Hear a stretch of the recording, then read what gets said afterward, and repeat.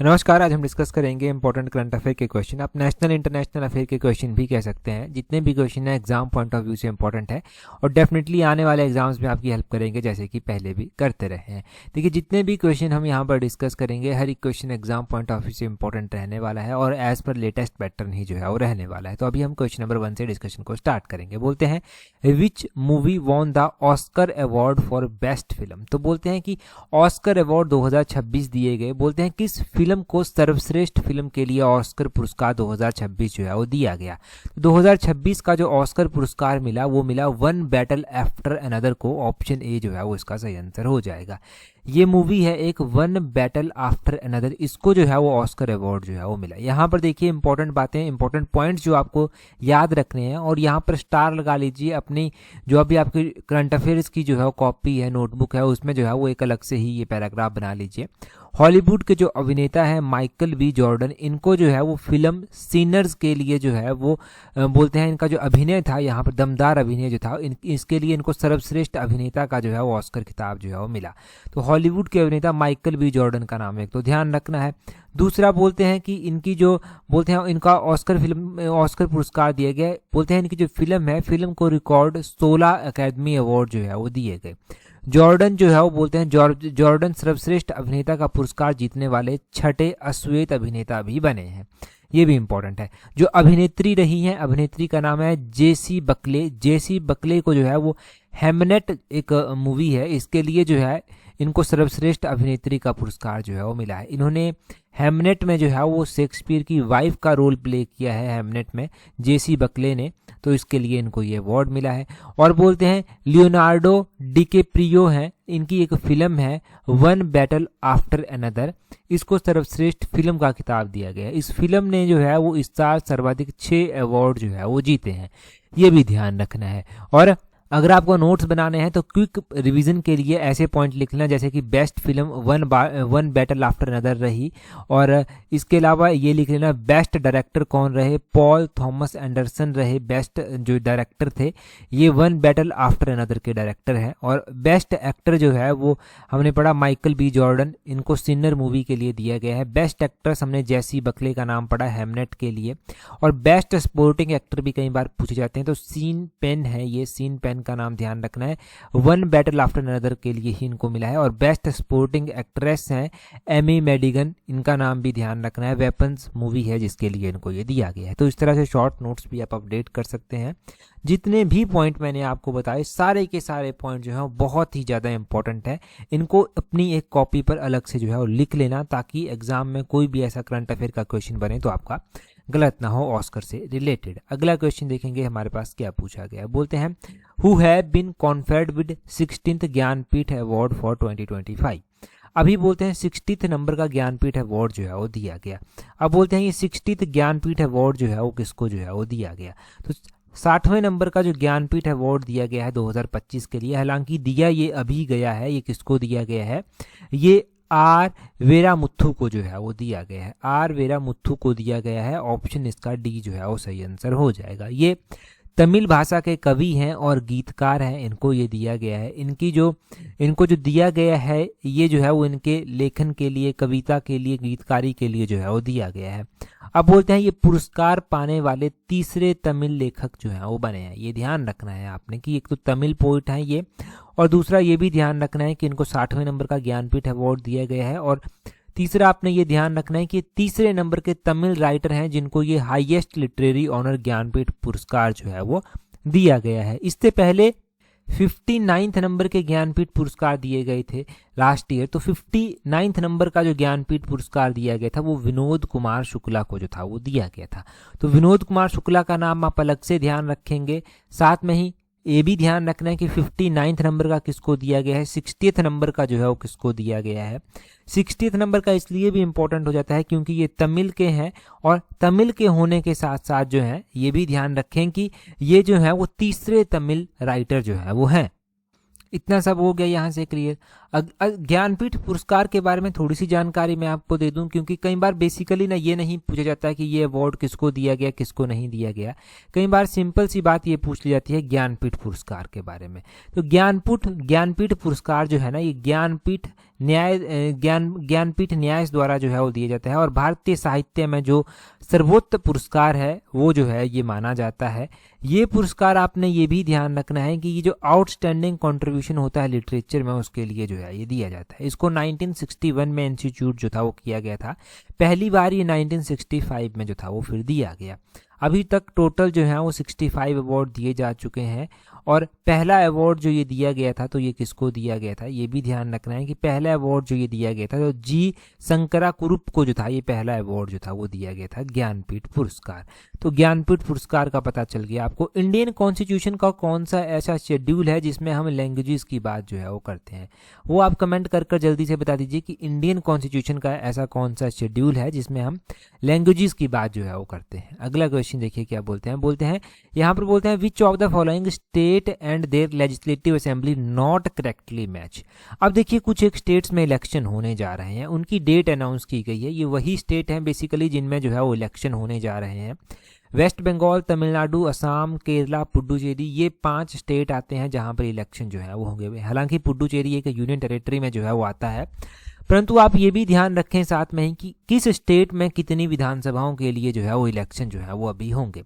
जैसे कि केरला क्या यहाँ पर 140 विधानसभा सीट्स आती हैं, तमिलनाडु क्या यहाँ पर 234 आती है, पुडुचेरी क्या यहाँ पर 40 आती है, असम क्या यहाँ पर 126 जो है वो आती हैं। सबसे पहले हम केरला की बात करेंगे। केरला को जो है वो नया नाम दे दिया गया है, तो केरलम यहाँ पर जो है वो लिखा गया है। तो केरला को अब केरलम बोलते हैं और केरलम में 140 ही विधानसभा की सीट्स जो है वो आती हैं। तो पहली स्टेटमेंट तो बिल्कुल सही मैच यहाँ पर की गई है, पहली तो सही है। दूसरा है तमिलनाडु। तमिलनाडु में देखिए 234 जो है वो विधानसभा की सीट्स जो है वो आती हैं, ये भी बिल्कुल सही है। तमिलनाडु में कितनी 234 जो है वो विधानसभा की लेजिस्लेटिव असेंबली की सीट्स जो है वो आती हैं। बाकी असम की अगर हम बात करते हैं तो असम में 126 आती हैं, ये भी बिल्कुल सही यहाँ पर जो है वो बताया गया। असम में 126 ही आती हैं। बच गया एक पुडुचेरी जो कि एक केंद्र शासित प्रदेश आता है। पुडुचेरी में 40 जो है वो नहीं आती, तो ये नॉट करेक्टली मैच है। ऑप्शन सी इसका जो है वो सही आंसर जो है वो हो जाएगा। अब बोलते हैं पुडुचेरी में जो है, पुडुचेरी में कितनी विधानसभा की सीट्स जो है वो आती हैं। यहाँ पर आपने ध्यान रखना है कि पुडुचेरी की जब बात की जा रही है तो यहाँ पर सिर्फ 30 विधानसभा की सीट्स जो है वो आती हैं। कितनी 30 विधानसभा सीट्स जो है वो यहाँ पर आती हैं। हमारे पास अलग अलग केंद्र शासित प्रदेश आते हैं, सबके पास जो है वो विधानसभा का प्रोविज़न जो है वो नहीं है। जैसे कि लद्दाख हो गया, जैसे कि इसके अलावा अंडमान निकोबार हो गया, इनके पास विधानसभाएं नहीं हैं। विधानसभाओं का प्रोविज़न खास तौर पर जो है वो दिल्ली के पास है, पुडुचेरी के पास जो है वो है। अगर हम दिल्ली के पास बात करते हैं कि दिल्ली में कितनी जो है वो विधानसभा सीट जो है वो आती हैं, तो वो भी आपको पता होना चाहिए। फिर आपको पुडुचेरी का भी जो है वो पता होना चाहिए कि पुडुचेरी में जो है वो कितनी सीट्स जो है वो आती हैं। तो यहाँ पर आप ध्यान रखें कि दिल्ली जो विधानसभा आती है, दिल्ली में 70 सीट्स जो है वो आती हैं, और दूसरा पुडुचेरी है, पुडुचेरी में जो है 30 जो है वो आती हैं। अभी इलेक्शन होने जा रहे हैं वेस्ट बंगाल में भी, तो वेस्ट बंगाल में कितनी जो है वो आती हैं। वेस्ट बंगाल भी एक हॉटस्पॉट है, अभी हॉटस्पॉट यानी कि चर्चा का विषय अभी जो है वो है, क्योंकि बहुत ज़्यादा कोशिश की जा रही है कि जो वेस्ट बंगाल है वहाँ पर जो है वो अब परिवर्तन हो जाए, परंतु वहाँ पर जो सरकार है वो भी काफ़ी स्ट्रांग है। वेस्ट बंगाल में जो है वो 294 सीट्स जो है वो आती हैं। वेस्ट बंगाल में जो इलेक्शन होंगे वो 2 फेजेस में जो है वो इलेक्शन यहाँ पर होंगे। पहला फेज जो है वो 23 अप्रैल 2026 को होंगे और दूसरा फेज 29 अप्रैल 2026 को होंगे। तमिलनाडु में जो है वो 23 तारीख को ही इलेक्शन हो जाएंगे, यानी कि 23 अप्रैल को ही। असम में 9 अप्रैल को हो जाएंगे। केरल में जो है वो 9 अप्रैल को हो जाएंगे। पुडुचेरी में भी जो है 9 अप्रैल को जो है वो इलेक्शन हो जाएंगे। अब इनका रिजल्ट कब आएगा, तो इनका रिजल्ट जो है वो 4 मई को जो है वो डिक्लेयर जो है वो किया जाएगा। तो इतना सब यहाँ से ध्यान रखना आप। अगला क्वेश्चन देखिए क्या बोलते हैं यहाँ पर according to SIPRI 2026 report what is the position of India among the world's arms importer. तो बोलते हैं कि सिप्री 2026 रिपोर्ट के अनुसार दुनिया के हथियारों के आयातकों में भारत की क्या स्थिति है। अगर हम देखिए सिप्री 2026 रिपोर्ट के बारे में जो है वो बात करते हैं, तो सिप्री 2026 की रिपोर्ट इंपॉर्टेंट है। इसमें भारत की जो अगर हम आर्म इंपोर्टर में बात करें तो 2nd पोजीशन जो है वो इसमें रही है। ऑप्शन बी इसका जो है वो सही आंसर हो जाएगा। देखिए यूक्रेन ने जो है वो टॉप किया है इस लिस्ट में, यूक्रेन ने टॉप किया है। यूक्रेन जो है वो लगभग 9.7% शेयर जो है वो यहाँ पर देता है, और दूसरा जो है वो यहाँ पर जो है वो इंडिया 2nd नंबर पर रहा है। इंडिया का 8.3% शेयर जो है वो है। तीसरे नंबर पर सऊदी अरबिया रहा है, चौथे नंबर पर कतर रहा है, पांचवें नंबर पर पाकिस्तान आ पहुंचा है। तो ये टॉप के 5 आपने ध्यान रखने हैं। अब बोलते हैं Russia's share in India's import fell to 40% as India diversified its procurement toward French. अब बोलते हैं इंडिया का जो शेयर है रशिया से लगभग 40% गिर गया है, जो हथियार इंपोर्ट करने का जो है वो शेयर है। अब इंडिया क्या करता है, फ्रेंच से ज़्यादा हथियार खरीद रहा है, साथ में ही इजराइल की ओर भी इंडिया का ज़्यादा झुकाव जो है वो हो गया है। तो ये हमें इस सिप्री रिपोर्ट के बारे में, आर्म्स इंपोर्ट के बारे में जो है वो पता चलता है। इंपोर्ट का मतलब क्या है, इंपोर्ट का मतलब है जो आर्म्स हम खरीद रहे हैं, हथियार जो हम खरीद रहे हैं वहां पर, ठीक है, वो हुआ आर्म्स इंपोर्ट करना। ठीक है, ये सब पता चला। अगला क्वेश्चन देखेंगे हमारे पास क्या पूछा गया है, परंतु अगला क्वेश्चन हम डिस्कस करें उससे पहले अगर आप तैयारी कर रहे हैं आने वाले पटवारी के एग्जाम के लिए और पंचायत सेक्रेटरी के एग्जाम के लिए, तो आप हमारी कॉम्प्रिहेंसिव टेस्ट सीरीज के साथ जुड़ सकते हैं। इन दोनों एग्जाम के लिए आप हमारी एक ये कॉम्प्रिहेंसिव टेस्ट सीरीज ज्वाइन कर सकते हैं और अपनी स्टडी को प्रॉपर शेप जो है वो दे सकते हैं। अब देखिए, अगर आप सीरियसली तैयारी कर रहे हैं, आप चाहते हैं कि आप अपनी कमियों को एनालाइज कर कर आगे बढ़ सकें, तो ये टेस्ट सीरीज सही मायनों में आपके लिए बड़ी ही ज़्यादा इंपॉर्टेंट जो है वो साबित होने वाली है। और अगर आप जो है वो चाहते हैं साथ में ही जूनियर ऑफिस असिस्टेंट की तैयारी करना, तो जूनियर ऑफिस असिस्टेंट की टेस्ट सीरीज अलग से है। जूनियर ऑफिस असिस्टेंट की टेस्ट सीरीज का लिंक भी नीचे डिस्क्रिप्शन बॉक्स, कमेंट बॉक्स में दिया गया है। आपके लिए ये 1 लाइन सॉल्यूशन हम लेकर आए हैं पंचायत सेक्रेटरी और पटवारी का, और ये 1 लाइन सॉल्यूशन ऐसा है कि आपको बार बार जो है वो पैसे खर्च नहीं करने पड़ेंगे। दूसरा, जूनियर ऑफिस असिस्टेंट के लिए वो अलग से है क्योंकि उसका सिलेबस थोड़ा हटकर रहने वाला है, तो उसको भी आप ज्वाइन कर सकते हैं। नीचे डिस्क्रिप्शन बॉक्स, कमेंट बॉक्स में टेस्ट सीरीज के लिंक दिए गए हैं, आप टाइमली ज्वाइन कर सकते हैं और अपने स्टडी को प्रॉपर शेप जो है वो दे सकते हैं। अगला क्वेश्चन देखिए क्या बोलते हैं, recently Persian gulf seen in news is located in which ocean. तो बोलते हैं कि ये जो फारस की खाड़ी है जिसको पर्सियन गल्फ अंग्रेजी में बोलते हैं ये किस महासागर में जो है वो स्थित है। अभी पर्शियन गल्फ चर्चा में भी जो है वो आई। चर्चा में आने के पीछे का रीज़न जो है वो क्या है वो भी मैं थोड़ा बता देता हूँ आपको कि चर्चा में ये जो है वो आखिर जो है वो क्यों आती है। ठीक है, पहले तो रीज़न जानते हैं, फिर हम जानेंगे थोड़ा और डिटेल से।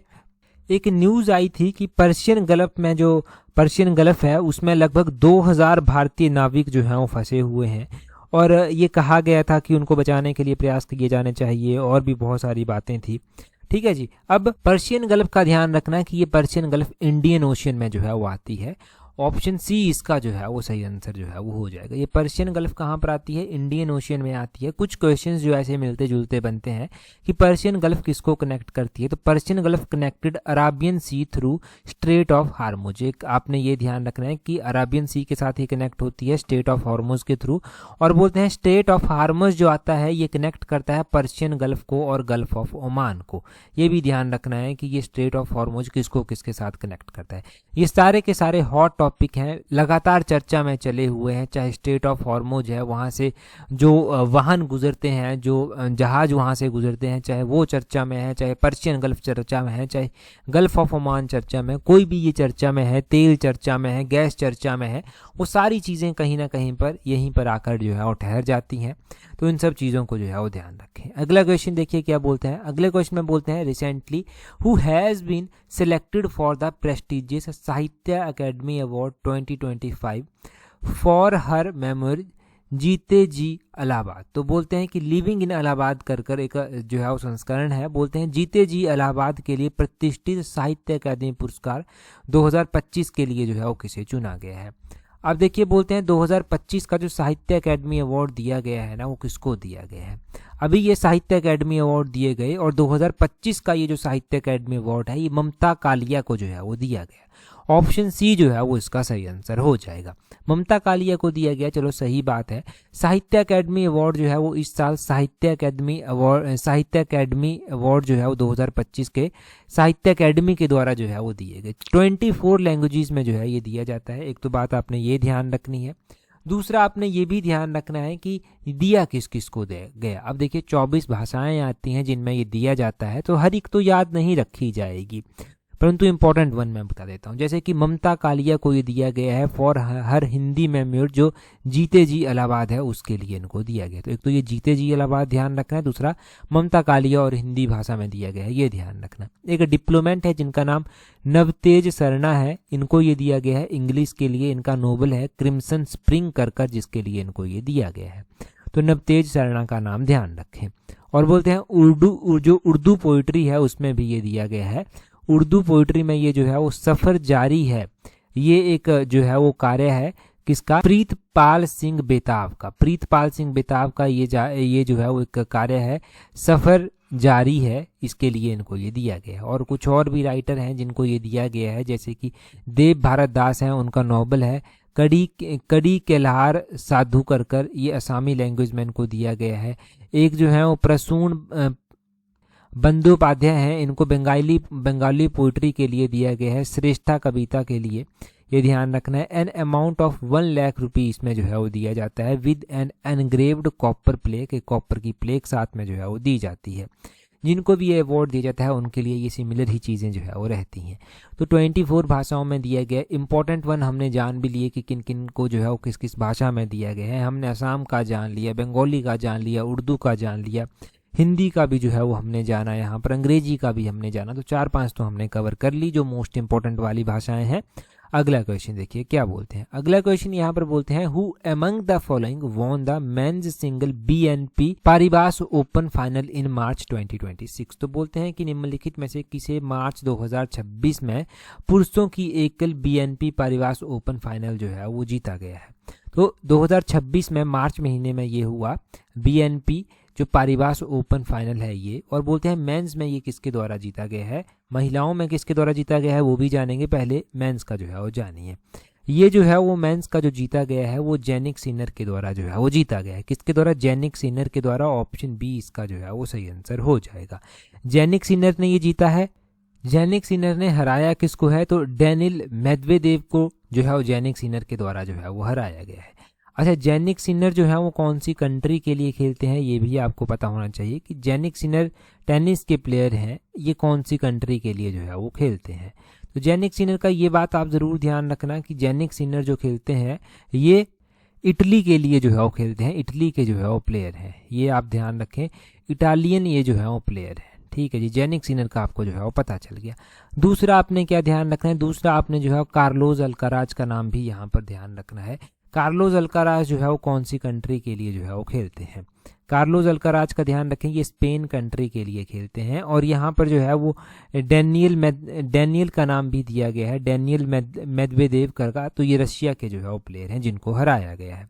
ये पुरुषों की श्रेणी में हो गया। महिलाओं की श्रेणी में हम बात करें तो अरेना सबलेंका जो है वो जीती है।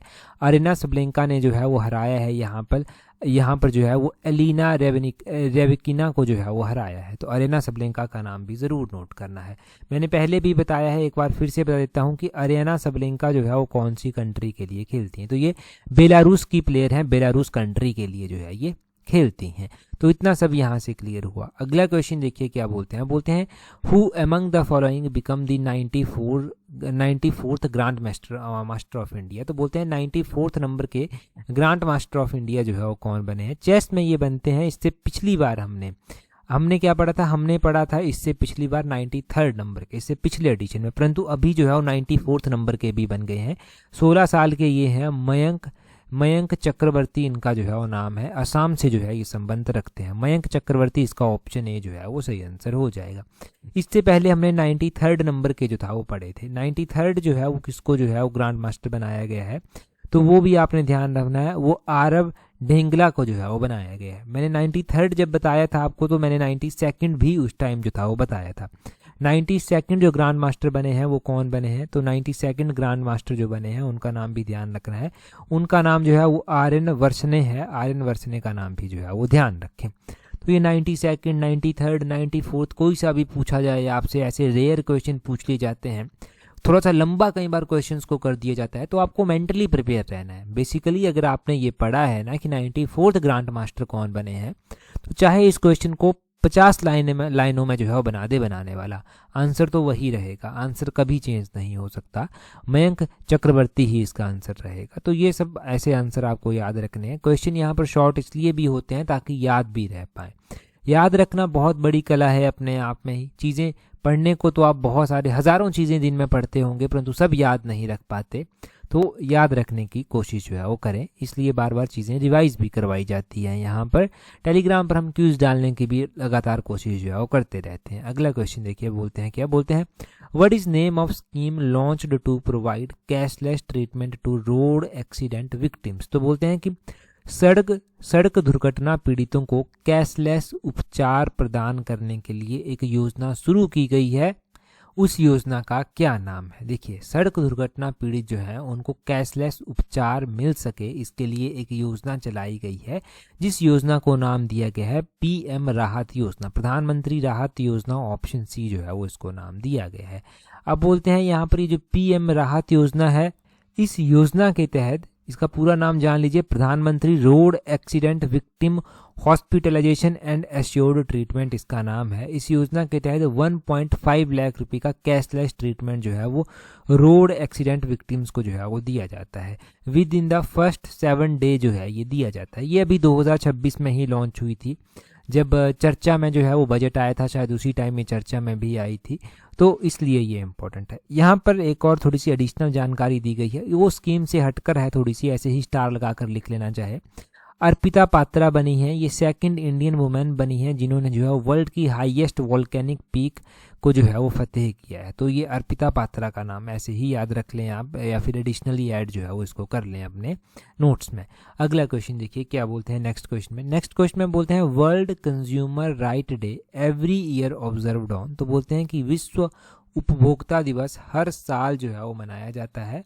हर साल बोलते हैं ये विश्व उपभोक्ता दिवस जो है वो कब जो है वो मनाया जाता है। तो वर्ल्ड कंज्यूमर राइट डे हर साल मनाया जाता है, और हर साल ये जो है वो मार्च महीने में 15 मार्च को जो है वो मनाया जाता है।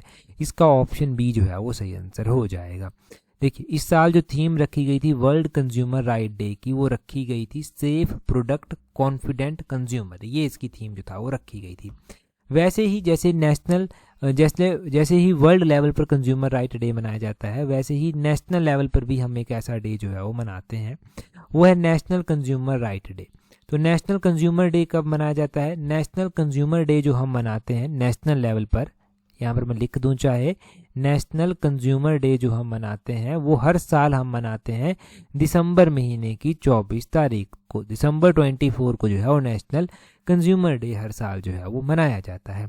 अभी कौन सा महीना है? मार्च महीना है। तो मार्च महीने के जो हमने इम्पोर्टेंट डे अभी तक मनाए हैं, वो 1 मार्च को मनाया है विश्व नागरिक सुरक्षा दिवस, 3 मार्च यानी कि 3 मार्च को हमने मनाया है विश्व वन्य जीव अभ्यारण्य वर्ल्ड वाइल्ड लाइफ डे हमने मनाया है, 4 मार्च को हमने जो है वो राष्ट्रीय सुरक्षा दिवस नेशनल सेफ्टी डे जो है वो मनाया है। उसके बाद 6 मार्च को हमने राष्ट्रीय दंत चिकित्सक दिवस मनाया है। 7 मार्च को हमने बड़ा ही इंपॉर्टेंट डे एक मनाया है, 7 मार्च को ध्यान रखना, जन औषधि दिवस जो है वो हमने 7 मार्च को मनाया है। 8 मार्च को उससे भी ज़्यादा इंपॉर्टेंट डे हमने मनाया है, 8 मार्च को हमने अंतर्राष्ट्रीय महिला दिवस जो है वो मनाया है।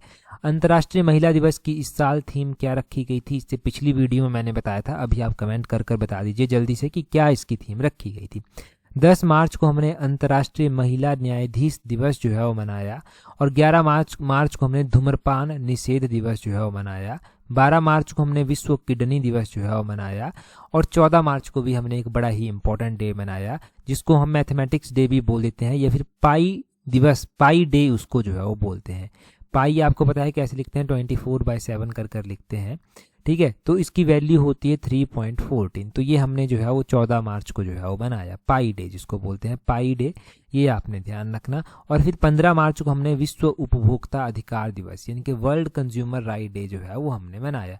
तो ये आपने इंपॉर्टेंट डेज जो है वो ध्यान रखने हैं।